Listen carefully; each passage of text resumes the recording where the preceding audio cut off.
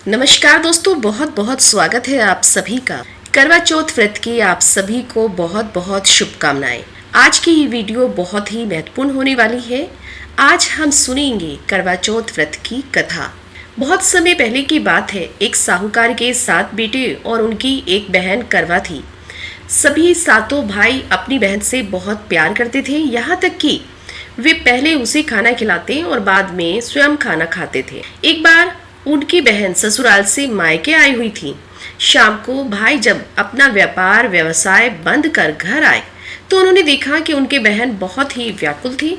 सभी भाई बहन खाना खाने बैठे और अपनी बहन से भी खाना खाने का आग्रह करने लगे, लेकिन बहन ने बताया कि आज उसका करवा चौथ का निर्जल व्रत है और वह खाना सिर्फ चंद्रमा को देखकर उसे अर्घ्य देकर ही खा सकती है।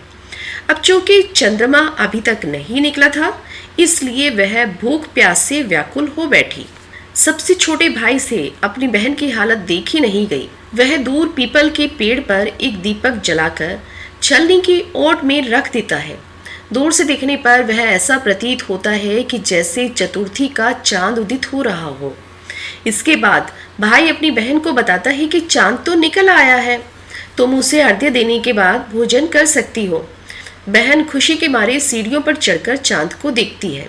उसे अर्घ्य देकर खाना खाने बैठ जाती है। वह पहला टुकड़ा मुंह में रखती है तो उसे छींक आ जाती है।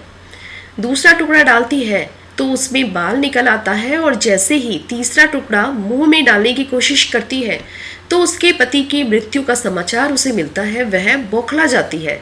उसकी भाभी उसे सच्चाई से अवगत कराती है कि उसके साथ ऐसा क्यों हुआ।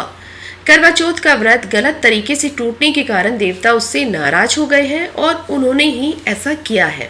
सच्चाई जानने के बाद करवा निश्चय करती है कि वह अपने पति का अंतिम संस्कार नहीं होने देगी और अपने सतीत्व से उन्हें पुनर्जीवन दिलाकर रहेगी। वह पूरे 1 साल तक अपने पति के शव के पास बैठी रहती है, उनकी देखभाल करती है। उनके ऊपर उगने वाली सुईनुमा घास को वह एकत्रित करती है। 1 साल बाद फिर करवा चौथ का दिन आता है। उसकी सभी भाभियां करवा चौथ का व्रत रखती हैं। जब भाभियां उससे आशीर्वाद लेने आती हैं तो वह प्रत्येक भाभी से यम सुई ले लो, पियर सुई दे दो, मुझे भी अपनी जैसी सुहागन बना दो, ऐसा आग्रह करती है।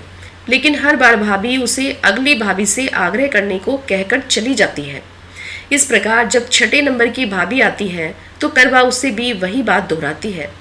यह भाभी उसे बताती है कि चूंकि सबसे छोटे भाई की वजह से उसका व्रत टूटा था, अतः उसकी पत्नी में ही शक्ति है कि वह अपने पति को दोबारा जीवित कर सकती है।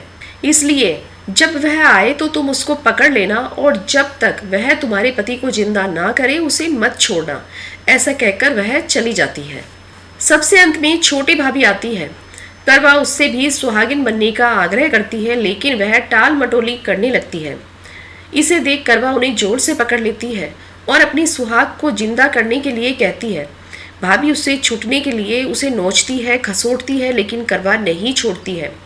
अंत में उसकी तपस्या को देखकर भाभी पसीज जाती है और अपनी छोटी उंगली को चीरकर उसमें से अमृत की कुछ बूंदें उसके पति के मुंह में डाल देती है। करवा का पति तुरंत श्री गणेश करता हुआ उठ बैठता है। इस प्रकार प्रभु की कृपा से उसकी छोटी भाभी के माध्यम से करवा को अपना सुहाग वापस मिल जाता है। हे श्री गणेश माँ गौरी, जिस प्रकार करवा को चिर सुहागन का वरदान प्राप्त हुआ है, वैसा ही सुहागिन होने का वरदान हम सबको मिले। दोस्तों, ये वीडियो आपको पसंद आई है तो इस वीडियो को लाइक करके चैनल को सब्सक्राइब कर लीजिए। आपसे पुनः भेंट होगी। धन्यवाद।